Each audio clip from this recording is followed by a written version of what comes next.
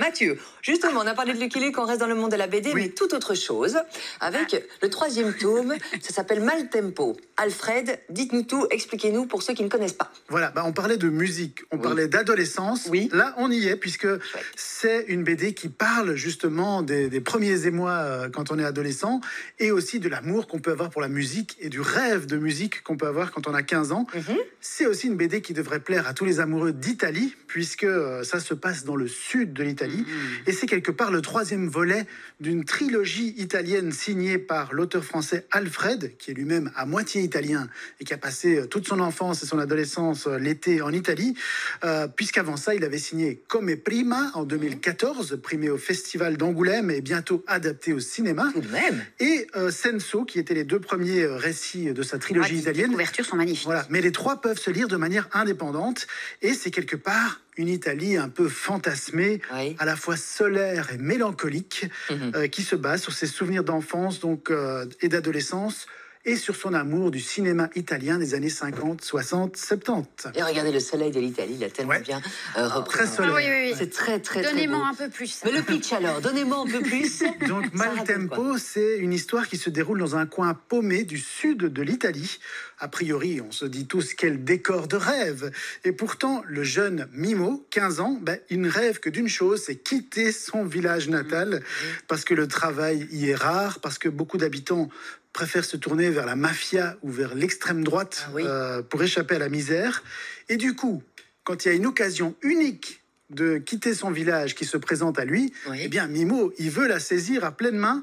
Quelle est cette occasion unique? La Vespa. Non, il a une Vespa. Il a une Vespa, Donc il se balade toujours en Vespa, mais il y a en fait la plus grande émission de Radio Crochet du pays, donc un peu le The Voice ou le Star Academy italien, qui vient faire un casting dans son village.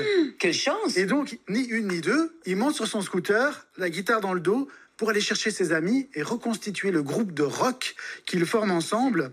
Donc il y a Gennaro, qui est surnommé Mortadelle, il y a Guido, le bassiste, qui a une personnalité un peu spéciale, et puis il y a Cesare, le chanteur, qui a des yeux bleu acier et qui est un idéaliste, qui se désole de voir la nature autour de son village être remplacée par des hôtels à touristes. Et puis bien sûr, il y a une fille, il y a Alba, la plus belle fille du village, dont ils sont tous un petit peu amoureux. Ah, génial. Et regardez encore, pardon, j'insiste, mais je trouve que les dessins, etc., enfin, on y est, quoi, au sud de l'Italie. Il y a une ambiance particulière. Tout à fait. Donc, c'est un album très réussi parce qu'il est à la fois doux et amer, un peu comme les émotions qu'on peut vivre quand on est ado.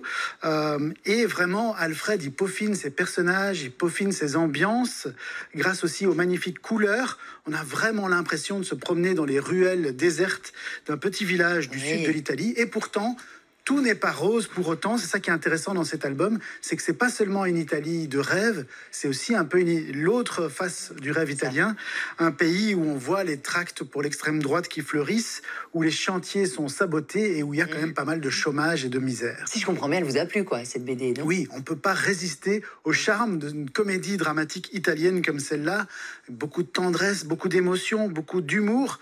Et puis, ça parle des rêves d'adolescence, des rêves qu'on a quand on forme... Et de baiser et tout ça. Voilà, et quand on forme un groupe de rock, comme Mimo et ses potes, ça raconte une histoire universelle. Celle des rêves d'ailleurs, celle des rêves de gloire. Et ce qui est dingue, c'est que Alfred, l'auteur de cette BD, est lui-même musicien. Et donc, il a composé une bande originale pour cette bande dessinée que vous pouvez retrouver sur les plateformes... qu'on connaît tous. Et il a même sorti un 45 tours, donc il s'appelle Maltempo, avec une face A et une face B. Excellent, donc c'est vraiment complet comme ouvrage. Maltempo, signé Alfred, si vous voulez voyager en Italie, une virée à deux peut-être. Album à remporter la suite par SMS au 6003, et en plus on rajoute de tout nouveau Gaston Lagaffe qui a fait polémique, mais il est là, il est neuf, et Mathieu nous en parle juste avant 7h. 2 albums à remporter là tout de suite par SMS au 6003. Démarrez votre message par Jouon, on va jouer ensemble tout à l'heure dans quelques minutes. Jouon, coordonnées complètes, 6003, 715 cents par message envoyé, bonne chance.